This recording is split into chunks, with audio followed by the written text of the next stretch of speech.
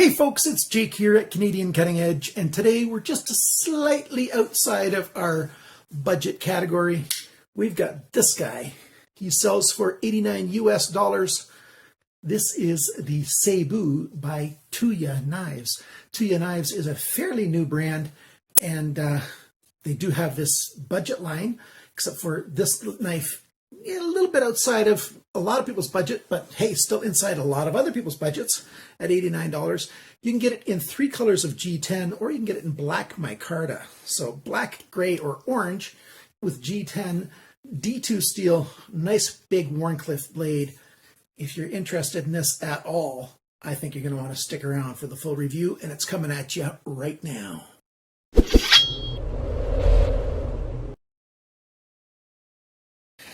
I very much like this knife.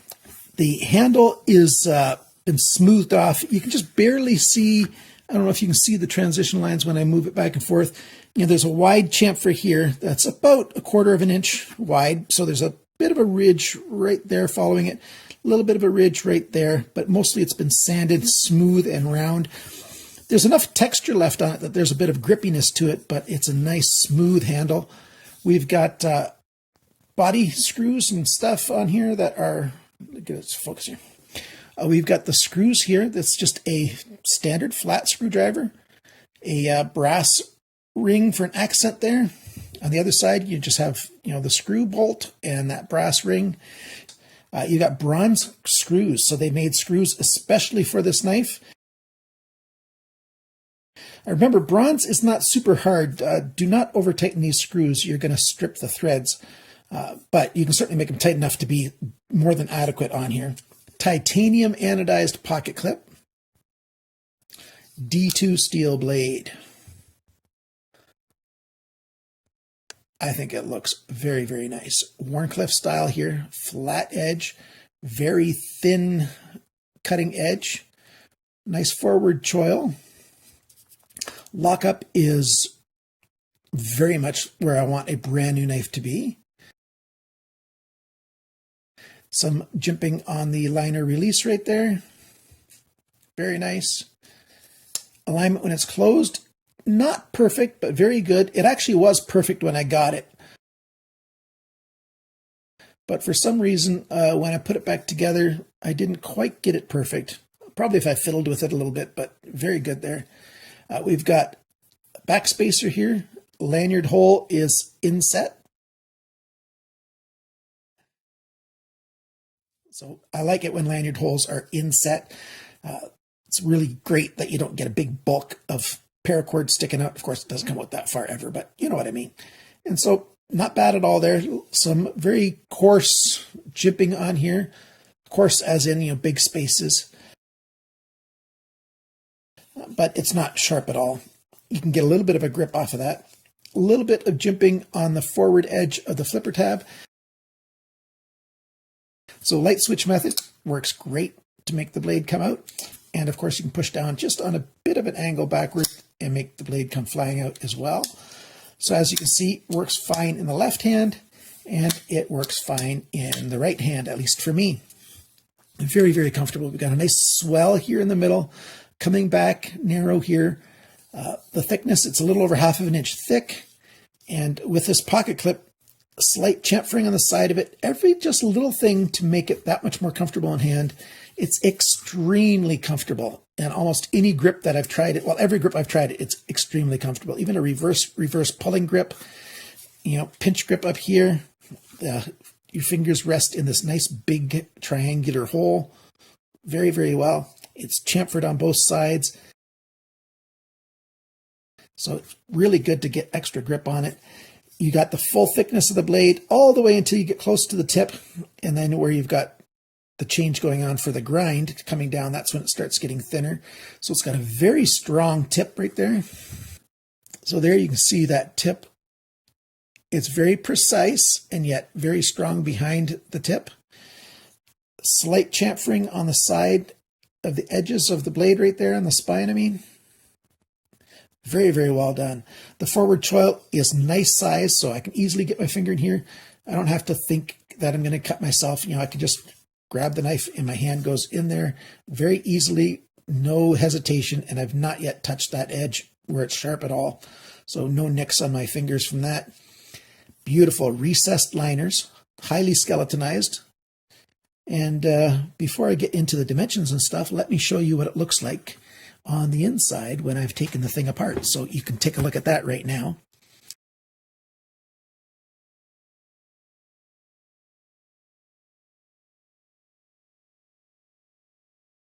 Check out those 2 rings of ball bearings. Ceramic, great. And then a ceramic detent. That's what makes this knife have really, really good action. The detent is very good. It's not excellent, but very good. I'll show you when it closes. Sucks it in that last little bit. And it holds fairly well. So it's a good average strength detent, if you ask me. And very, very comfortable knife. I really, really like these screws. You saw the close-ups of those as well that are custom made for this. Very, very nice indeed. So now it's time to get on with all the dimensions and everything. Let's zoom in just a bit more. There we go. Now let's do the dimensions and everything. Like I said, D2 steel, Rockwell around 59 to 60. Generally, it can go up, it can go higher, but then it starts getting a bit brittle on the edge. So most companies do it around 59, 60. Ceramic detents and stuff, I mentioned that. And the sizes, the weight of this knife. And the weight of this knife is 134 grams, 4.75 ounces. The Tuya website, at least Warren Blades, who's the distributor for North America, on that site it says it's like a little over 5 ounces. So 4.75 was a good surprise. I do trust my scales. I got 2 scales and I double checked it. Yeah, this one's 4.75 ounces. Very, very nice. The factory edge, the sharpness, I only got a 200 rating. I did multiple tests and 200 sharpness rating. That's not bad. 200 is right on that line where I say if it's 200 or lower, it's quite sharp. So it comes quite sharp from the factory. Let's do the rest of the sizes. The cutting edge, 8.43 centimeters, 3.32 inches. Blade length, I measured from the tip to the closest spot on the G10. That is 9.4 centimeters, 3.7 inches. The blade thickness, exactly 4 millimeters, 0.157 inches. The blade depth, and I measure an inch forward from the choil, so right where my thumbnails are, and that is 2.82 centimeters, 1.11 inches. The thickness of the edge of the grind right behind this final cutting edge, 0.36 millimeters. That's 0.14 inches. That's 1/64th of an inch thick right there at that edge. Usually most EDC knives like this are around 0.5 millimeter thick, often thicker. So 0.36 is very thin. D2 can handle that, but it will get a little bit thicker as this knife ages, and as you sharpen it, each time it'll get slightly thicker. So a starting point of 0.36 is actually very, very good. You're going to get a lot of good life out of this knife with a thin edge. The grind angle, 20.5 degrees, 20.7 degrees. This is the best sharpened knife that I have reviewed since I started measuring grind angles. Beautifully sharpened. This one sets the standard, the Seibu. The handle length is 12.7 centimeters, 5 inches. The grip area is about 10.2 centimeters, 4 inches. The handle thickness, not counting the pocket clip, 1.5 centimeters, that's 0.59 of an inch. So good thickness, a very standard thickness there. I like that. The handle depth is largest right there, 2.88 centimeters, 1.13 inches. And when you close the knife, the thickest spot this way is 3.69 centimeters, 1.45 inches. So it's not a big knife in the pocket, but it is a full-size knife indeed. I forgot to convert it to inches. The total length of this knife on the screen, read it, actually at the top, 22.1 centimeters, and that is a little over 8 inches, I think. Actually, I got a tape right here, don't I? So this is the rough measurement. Oh, it's almost 9. It's about 8 and 11/16 actually. So that's a good size knife, if you ask me. Balance point is right there, exactly where you want it to be on this kind of knife. All the hardware on this knife is made of titanium. It might be anodized bronze or blue or left raw. And it is beautiful. This is going to be a knife that I'm going to cherish for quite a while. I don't think I'll be selling this. I paid almost full price for these knives because I really wanted to get these Tuya knives. The green one's not available currently. It probably will be available again. But right now on his website, you can get the black and the orange with G10 or the black micarta. $95 for the micarta, $86, $89. So $5 less for the G10. So I've got links down below where you can get it. Just let them know that Jake sent you there. The unique features of this knife are these bronze screws. I love these screws. And they've got those lines around and actually provide just a little bit of grip on your hand. Not much at all. And it does look like brass, this ring. I didn't double check if that was brass or bronze, but you've got the nice ring accent there. Great titanium pocket clip. Titanium pocket. I'm not sure if this is titanium or not. I know it's not magnetic. Backspacer material, I'm not sure. Very, very comfortable knife, 4mm thick, and then the jimping on there gives you a really good positive grip. This is one of my favorite knives again. I'm getting so many awesome knives in 2019. This is really, really the year that, is meaning an awful lot to me. I just got an opportunity. I might be going to Blade Show for the 1st of June, the first weekend of June, but probably with a vendor and probably not having time to go to all the different blades and do all the different knife companies and do interviews all over the place. I might be going there with a vendor. So that's the entire thing I'm going to tell you. If you ask me below or even send me a private email, I probably won't tell you unless you're one of my special friends. So unique features are the bronze screws, titanium, good detent. A micarta option's a really good thing. I like how it says D2 very small there. Their logo is very small there. This is their proper logo or their current logo.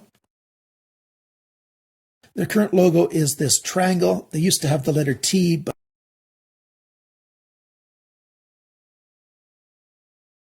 I like this triangle with the different shapes on it. Very, very nice. The lanyard option back there, I really like that. Good jimping, very comfortable in hand. Everything's really good on this. Now, what about this very, very thin edge? Is that a pro or a con? And I say, yes, it is. It might be a con if it gets chippy, but I've not experienced any chippiness. I've used this for a fair bit of testing.